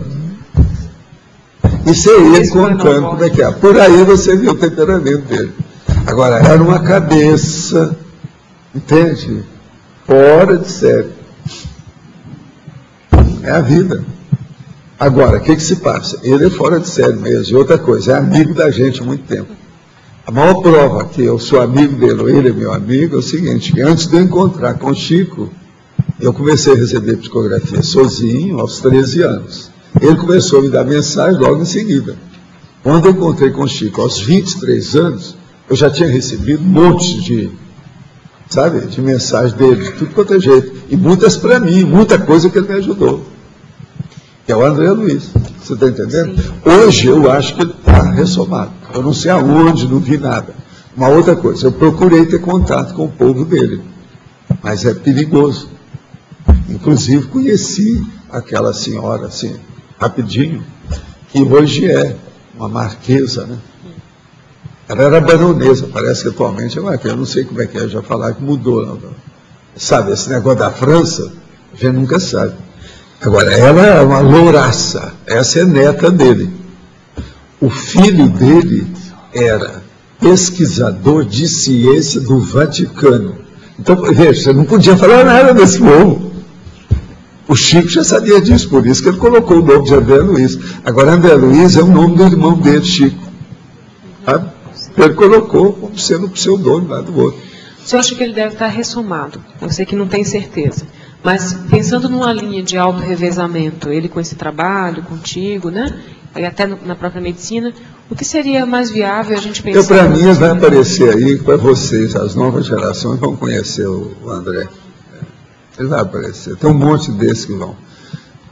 Vários desses que eu recebi mensagem, e olha, são milhares de comunicantes que eu recebi mensagem, né? Esse povo tudo vai aparecer. Já tem alguns que estão aí.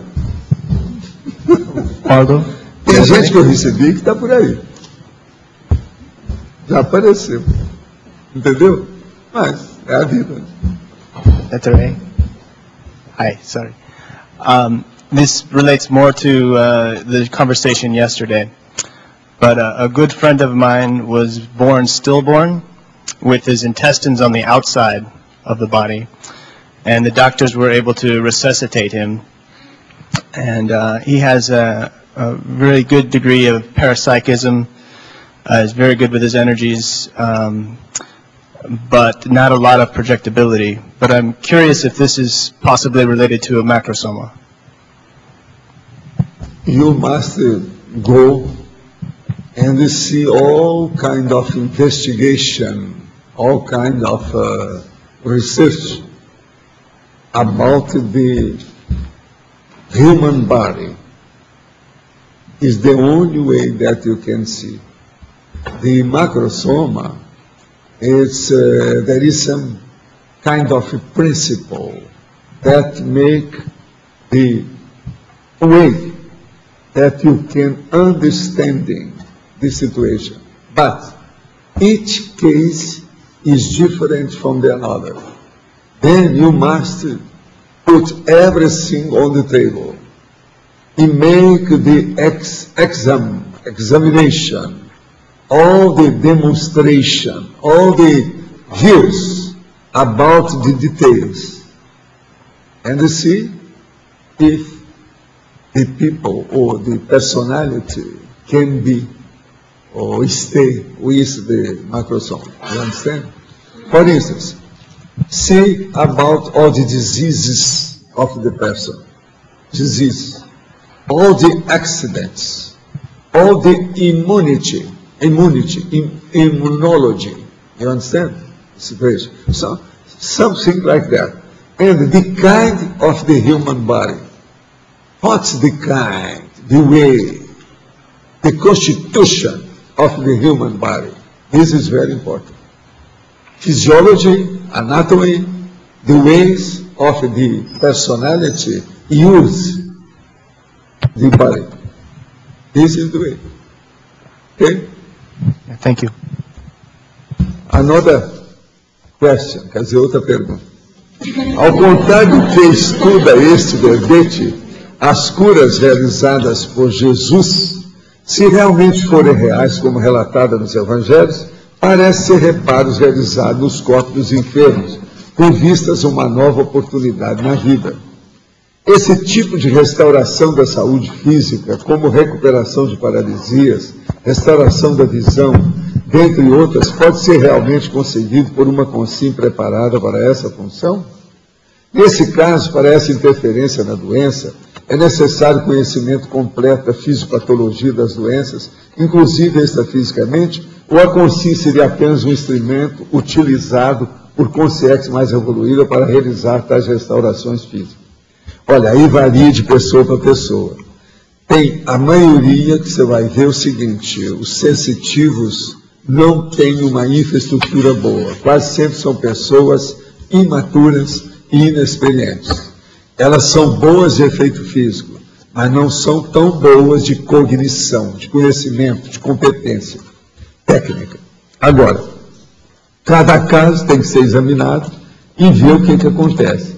O que a gente nota até o momento em matéria dessas personalidades é que a maioria São imaturos, por isso que é que teve tanto processo aí de tragédia. Agora, o caso todo é que eu vi que eu tinha efeito físico desde pequeno. Outros médicos confirmaram comigo, os fenômenos confirmaram para mim. Então eu falei assim, eu tenho que cuidar de mim. Foi aí eu falei assim, o meu caminho, em primeiro lugar, estudar medicina. Eu não vou estudar medicina só em favor dos outros, mas em favor de manter minha vida. E isso me salvou. Se não fosse isso, eu teria ido para o buraco. A hora que me deu lá o negócio, que me deu uma reação, que foi um verdadeiro choque anafilático, e eu mesmo tomei o remédio ainda e desmaiei em seguida, aquilo me livrou da morte. Assim tem a opção de coisa, né, nesse sentido. De modo que o processo é a gente estudar. Eu estou vivo, 78 anos, estou aí. Ó, vamos fazer a mega euforização daqui a alguns minutos. Eu só vou responder essa pergunta para não ficar nada aqui. Professor. Como trabalhar para o esclarecimento e ajuda de uma pessoa claramente envolvida em pequenos acidentes frequentes, mas que não aceita os processos extrafísicos de aviso? Poderia falar mais sobre o que está escrito em etologia? A etologia. Em face da conscienciometologia, a consciência, nesse caso, há de impor-se melhor existência organizada, sem abusos ou temeridades, bem como vida emotiva, equilibrada, sem maiores paixões. Ambas as condutas, reconhecemos, nem sempre fáceis, contudo execuíveis à consciência lúcida. Sim, esse é o caminho que está aí. Ou a pessoa se organiza, ou ela vai repetir as bobagens do passado dela. Por que existe um hiato de tempo entre uma interação e a percepção de seus efeitos? Por exemplo, só sinto o bem-estar decorrente da interação com o aparador da TENEPS uns 5 minutos depois da técnica. Da mesma forma, só sinto a pressão dos assediadores depois de uns 5 ou 6 minutos depois da escárdia. Olha, você está começando. Isso aí é o início do princípio do começo. Vai em frente, você está engatinhando. Você vai desenvolver, tudo isso você vai dominar. É assim mesmo. Está no início, está bem. De qualquer maneira, você está no caminho. Em pesquisologia, o sensitivo ectoplasta e o pesquisador especializado em parapsiquismo são conscientes predispostos a macro-PK. Como trabalhar para evitar a macro-PK do tipo destrutiva? Acertando a vida, que eu falei desde o início. Método, disciplina, organização, linearidade da autopensanidade. Tenho tido ocasional euforia que faz lembrar sentimentos nostálgicos da infância. É correto estabelecer ligação entre tal euforia e o fato de que na infância a pessoa recém-ressomada ainda tem vínculos mais fortes com sua paraprocedência? Ou mesmo ligar tal euforia com o fato de crianças pequenas se encontrar geralmente em estado de descoincidência vígil? Sim, isso tudo tem sua razão de ser e varia como é. Agora, a criança, quando começa na infância, é porque a pessoa tem um processo na holobiografia dela muito forte em matéria de descoincidência e parapsiquismo. Ao trabalhar as bioenergias e assistir outras consciências, a consciência se predispõe à liberação de ectoplasma. Ou isso ocorre apenas com as consciências com genética e paragenética já predispostas à ectoplasmia. Quanto mais predisposição, mais ectoplasma. Agora, todo mundo tem ectoplasma. Durante o estudo de ectoplastas, com objetivo de aprendizado e contribuição para a melhoria do conhecimento da humanidade, o grupo de estudo envolvido não receberia auxílio e proteção de amparadores? Sim, sempre se recebe. Mas por que, então, tais estudiosos estariam mais predispostos a sofrer? Porque eles permitem. Se você quer casar com a pistoleira, ninguém vai tirar você do seu caminho. Se você, quem vai casar é você, ninguém vai tirar. Você vai acabar casando com a pistoleira. A pistoleira que eu estou falando é a derrubadora de homens. Tem tanta gente que eu já falei, não case, não é essa, espera mais um pouco, não adianta.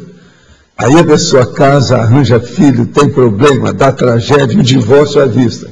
E lá vai pelo menos uma parte ou toda a programação existencial. Na página 36, segunda linha, por que ataque em itálico? O que isso significa? Página 36, segunda linha. Vamos ver o que é que está falando. O ataque. Não, o ataque que nós estamos querendo fazer é do baixo dela. É um ataque, no caso aí, totalmente assediador. E o cara recebeu um ataque. Então, veja, ataque cardíaco, ataque disso, ataque daquilo. O cara morreu de um ataque. De uma hora para outra ele morreu, um ataque. Aí vem o médico e fala, não, pneumonite, parada cardíaca, etc. É isso. Está em carta de propósito, para chamar atenção sobre isso. É possível a ocorrência de acidentes causados por consciências extraterrestres com finalidade de controle espúrio? É pelo seguinte, aqui não tem consciência intraterrestre, todo mundo é extraterrestre. De modo que isso é bobagem, a pergunta não pega bem. Para cirurgias e para curas, podem ser consideradas psicocinesias construtivas? Sim, até um certo ponto é isso mesmo. Você está no caminho.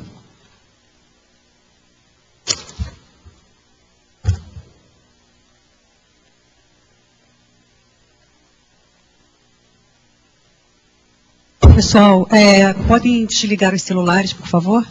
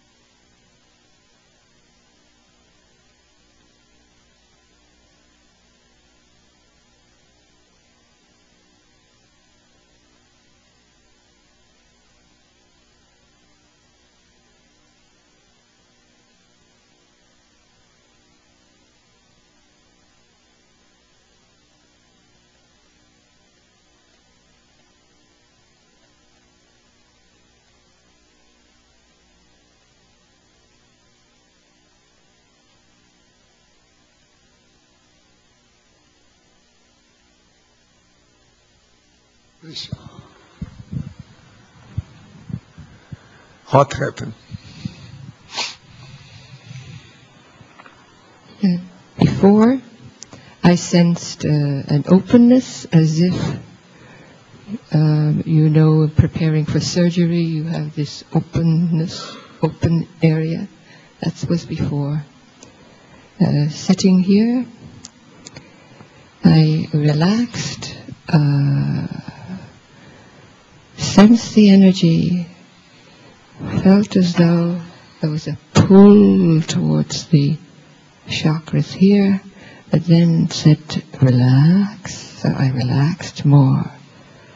Then they seemed as though energy was coming through the head, and particularly on this side here. And then, as the more relaxed, I felt more catalepsy type. And then the energy began to go up and down, and up and down. Very gentle energy. Do you are feeling good way? Good yes. Shape? Yes, very clear and focused now. And this is very, it's not closed in the closed sense. It's as if it's complete. There's no, it is not open as if you have closed the area now. You've completed it, done the work. So I'm here. I can see you clearly. In fact, I am very lucid in that as I speak. Do you think that it's a good experimentation? Yes. You feel well? Yes, yes. You feel well with everything? I saw you a little bit this coincidence. This morning? This coincidence. Oh, see. During the exercise? Yes. Yes. And, God save New York. What about you? At first, I was very nervous. I think I had tachycardia from sitting in front of everyone. It's normal, everybody. And eventually, I became more calm, and it felt like sort of my top layer of skin was flapping a little bit, just the very top layer of skin, like it could have been energy and not skin, more likely, but I felt the nervousness went away, and I became less aware of the people here, and I felt more just serene and sort of content. Very good. Okay. You are in development about the things. Very good.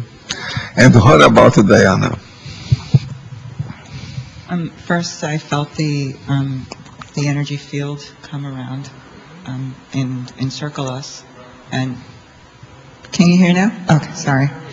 First, it encircled us, and it felt peaceful, and there was an element of a natural energy to it. And then after a couple of minutes, I felt the energies from the chakras down through the center, which I don't always feel too clearly, so thank you. And it went down, it kept going down in waves, chakra by chakra by chakra. Very good. You know, it's not the sleeping beauty. You are awakening beauty. It's not. She is awakened about the things. Very good. But then we can see that everybody is in good shape, okay? Now? Okay? Go ahead. And save New York.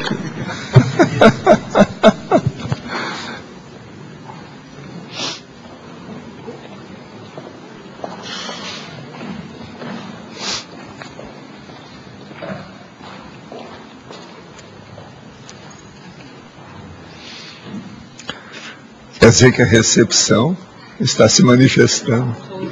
Agora me conta, só porque eu falei na Jussara, ela ganhou lá, você está vendo como é que é?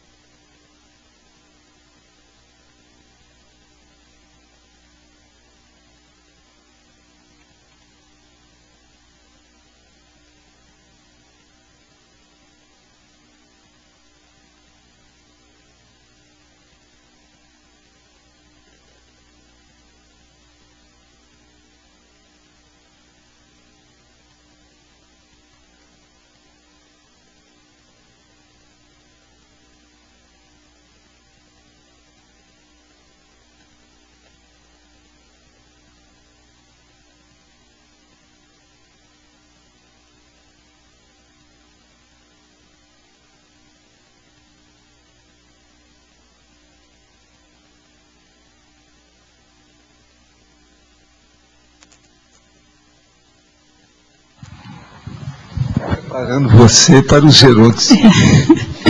Eu só por eu ter sido sorteada, eu já estava em mega euforização. E quando eu sentei aqui, então foi mais. E aí depois foi aumentando. E aí, de repente, eu senti que foi acalmando e um equilíbrio. Aí eu aí deu um insight, assim, a questão do equilibrar essas euforias que eu tenho, né, às vezes. E fiquei, assim, bem serena, bem... Equilíbrio é muito o que veio para mim. Muito bacana. De qualquer maneira, está positivo. E você? Acho que foi o contrário. Eu me senti como se estivesse numa bolha e descoincidência, e eu era jogada para trás. Quando voltava, vinha a sensação de choro, mas não é de tristeza, não sei porquê. E o coração parece que ia sair pela boca. E eu estou tremendo até agora. Eu estou super eufórica, eu já estava um pouco, eu já vim empinada. Você já é um pouco. Sim. Um pouco. E acho que piorou, professor, dá um jeito aí, eu tenho que voltar para a recepção. Não, você estava cedendo energia. O negócio é o processo de energia. Agora eu tenho que voltar. Você tem participado das dinâmicas aí? Tem, né? Sexta-feira. É por causa disso aí. É o seu trabalho. Você é doadora de energia. Ela sai energia pelo ladrão, sabe? E você, como é que foi, Marcos? No meu caso, eu senti uma grande força aqui no núcleo e saiu até o frontochakra. Parecia um trabalho intracerebral. Senti uma temperatura mais alta. Eu senti um trabalho muito forte. Eu não sei o que aconteceu, mas eu senti minha cabeça trabalhando muito em termos de energia. Mas agora está bem? Estou bem, estou bem. Então tá bom. Melhorou bastante. Isso aqui interessa. Agora eu queria perguntar para vocês todos aqui uma coisa.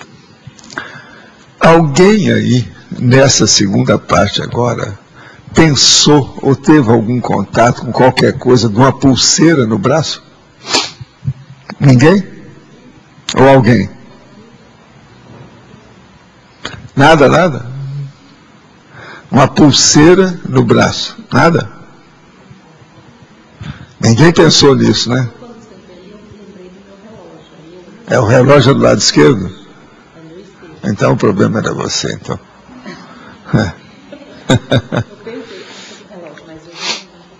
Que a hora que eles começaram a mexer com energia, eu falei, não, é a pessoa que está mexendo com a pulseira. Mas a pulseira pode ser de relógio, qualquer coisa. Mas foi na hora que você veio para cá? Foi uns minutinhos antes. Então é isso. Então é você. Que eles mexeram nisso, com o processo de energia. A partir disso. Então é por isso que então você foi assistida nisso aí. Então foi isso. Esse assistido. Agora é esquerdo. Você usa o relógio do lado esquerdo? Então tá certo. É a pulseira, o processo. Pelo seguinte, eu senti direitinho a imantação. Eu falei assim, essa pessoa mas eu não sabia que era você, porque aqui no campo junta tudo, você está entendendo? Eu falei assim, não, agora se eu falar o processo da pulseira, eu acho que eu vou localizar quem é. Então foi você. Que eles estavam assistindo mesmo para valer, a partir disso. Agora eu senti direitinho o relógio, a pulseira no meu braço esquerdo, montaram, fecharam tudo. Não, eu só senti o processo, eu não olhei nada, né? Só comecei a sentir que eu estava de olhos fechados. Isso tudo dá o efeito de vir do campo. Então pega a pessoa e pega aquilo que está mexendo, você está entendendo? A pulseira com o braço tem relação devido ao processo dos palmos chakra, que é onde entra a energia, esse processo todo. Agora, isso é muito raro. Quando acontece, é uma coisa assim insólita, diferente, inédita, que não é todo mundo que está mexendo nisso. Você vê, eu perguntei, ninguém falou nada, foi só você, tá vendo? Agora, eu já pergunto por lá, porque eu não quero saber se é daqui, eu não vou dizer, porque senão eu faço indução. Entendeu como é que é? Agora, vocês estão sentindo bem agora, né? Entre os mortos e feridos, como eu chamo, todos se salvaram. Então tá. Vamos nessa.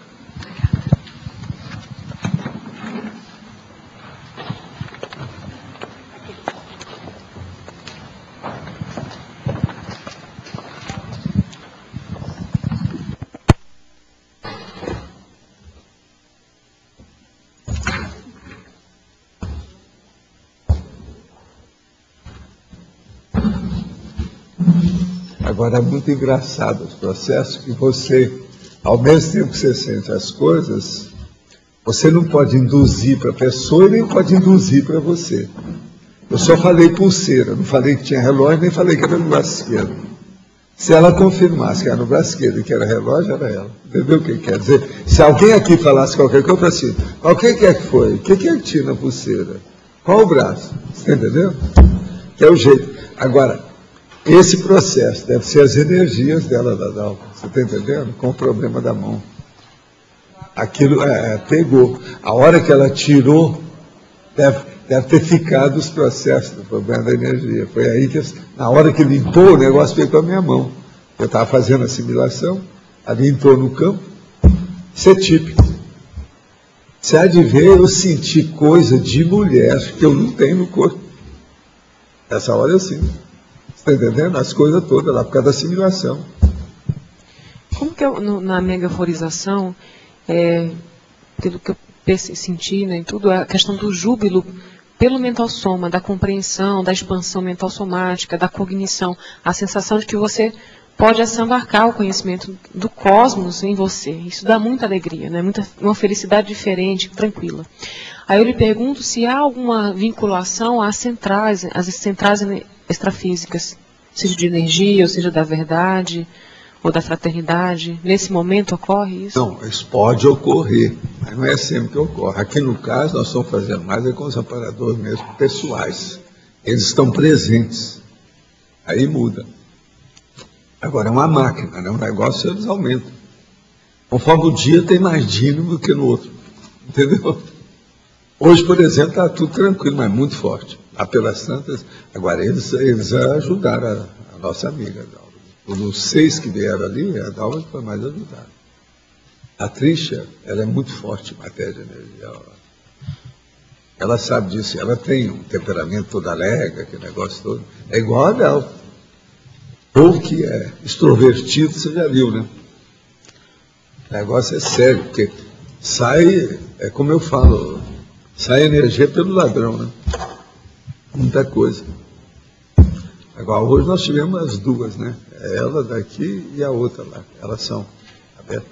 Professor, anotei aqui.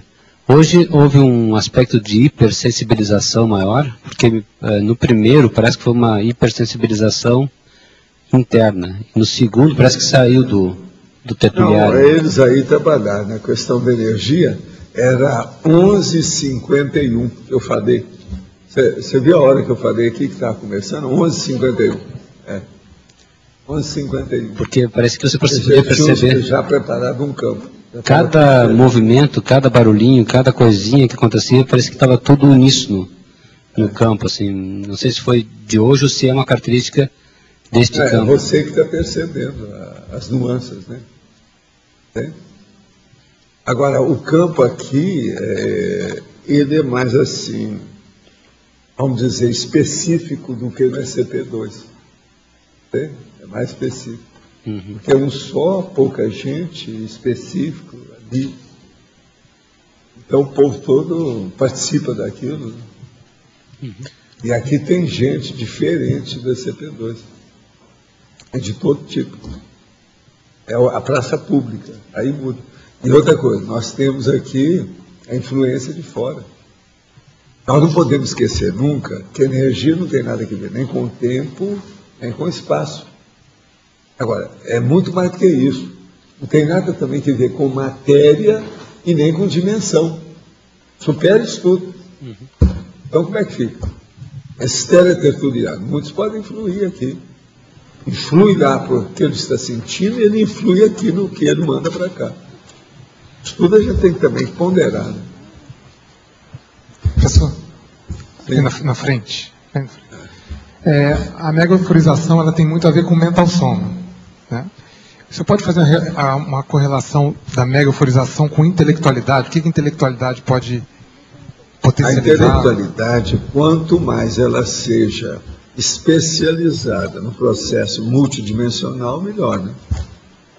Não adianta a pessoa ter uma intelectualidade que vamos dizer, que diz respeito apenas a um processo material, da matéria, qualquer coisa. Agora, se tem relação com um problema parapsíquico, tudo muda. Aí é diferente. Entende?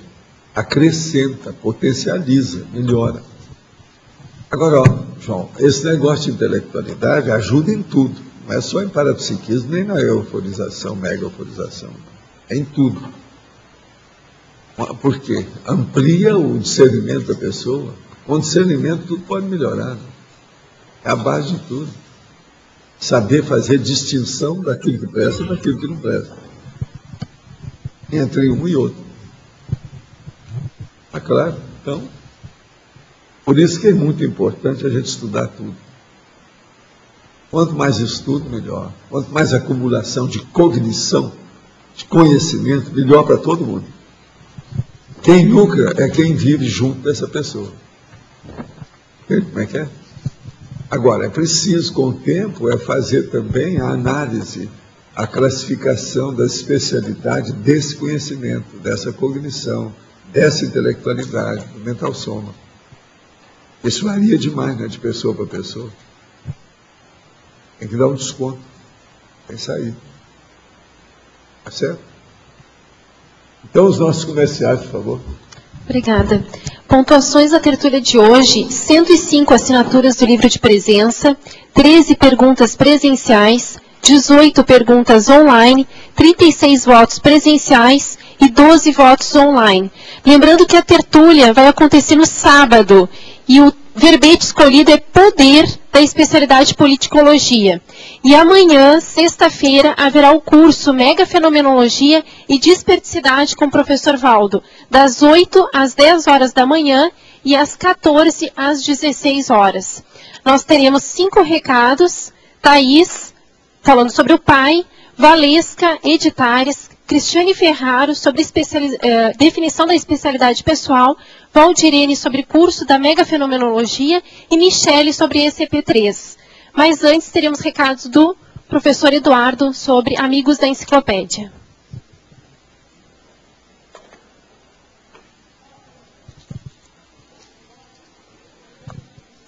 Pessoal, boa tarde a todos. Nós estamos aqui com um presente que vai ser sorteado no dia 1º de agosto. Esse presente é um laptop, já vem embrulhado lá do Magazine Luiza. E eu vou ler para vocês aqui a configuração. É um Asus com tela de LED, com 1.6 GHz de processador, memória RAM de 2 GB, 160 GB de HD, de disco rígido, com Windows 7, tela de widescreen, bateria de 4.5 horas e com webcam. Então é uma super máquina e ela já é menorzinha, adapta bem aqui no tertuliário. É o nosso presente aí para quem renovar, para quem for amigo da enciclopédia, no dia 1º de agosto. E além do laptop, nós vamos sortear o curso Práticas do Parapsiquismo Avançado, o curso Balanço Existencial de 2011, 40 manobras energéticas, 2 vagas para o curso Lexicologia, as próximas turmas, uma vaga para o curso ECP1, ECP2, para o curso Acoplamentário, Teoria e Prática da Inversão Existencial e um curso doado pela Pré-IC de Pesquisologia também. Então, quem tiver interesse, quem quiser fazer parte do grupo que patrocina, que consegue fazer a manutenção aqui da Enciclopédia da Conscienciologia, está convidado a fazer a sua renovação, a sua inscrição, aqui na recepção do CAEC. Lá a pessoa pode usar os cartões Visa, Amex e Mastercard, e o valor da inscrição é R$ 720, pode ser pago até 12 vezes. Muito obrigado.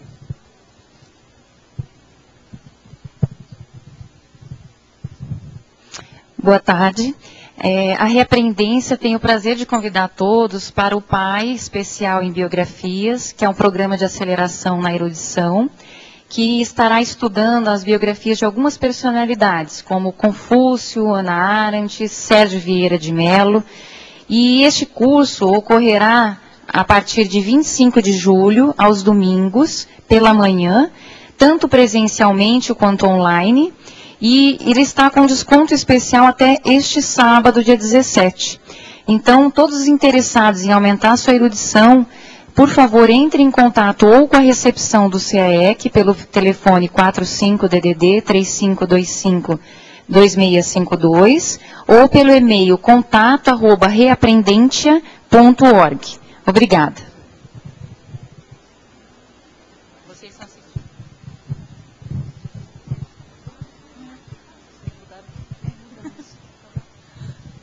Boa tarde a todos.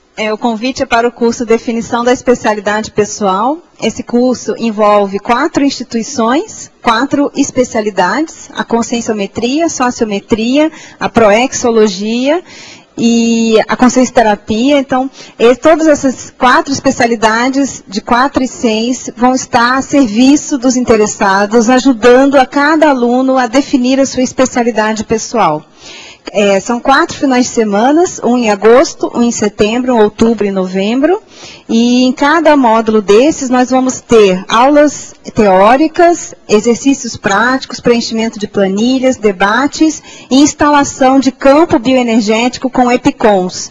Os EPICONs desse curso serão Cristina Aracaque no primeiro módulo, no segundo módulo o professor Pedro Fernandes e no terceiro módulo o EPICON Hernande Leite. Maiores informações na recepção do CAEC. Obrigada. Boa tarde a todos. Queremos só lembrar que ainda quem não fez a inscrição para o curso Mega Fenomenologia e Desperticidade, queremos lembrar para fazer a inscrição para que possamos organizar o material para o curso. E o curso vai iniciar amanhã, 8 horas, aqui no Tertuliário. E nós gostaríamos de avisar também que a terceira jornada de parapercepciologia e o primeiro fórum de pesquisa das dinâmicas parapsíquicas será realizado no discernimento. Então, os inscritos, os alunos ou que vão se inscrever ainda hoje, para se dirigirem amanhã, às 16 horas, que vai ser iniciado o Welcome Coffee e entrega de material e crachás. E nós também vamos ter, no final do evento, o lançamento do livro da Silene. Então, pessoal, a gente está aqui pela Editares, em parceria com o CAEC, com a Epígrafe, para falar sobre o lançamento que vamos ter no domingo, dia 18, às 19 horas, no discernimento, após a terceira jornada da parapercepciologia. Vamos lançar o livro da autora, a mais nova autora da conscienciologia, a professora Sirlene Couto, e esse livro chamado Contrapontos do Parapsiquismo. Então, nós viemos aqui para convidar a todos, dia 18 de julho, domingo, às 19 horas, lá no discernimento, para esse lançamento e a noite de autógrafos, ok? Contamos com a presença de todos. Obrigada.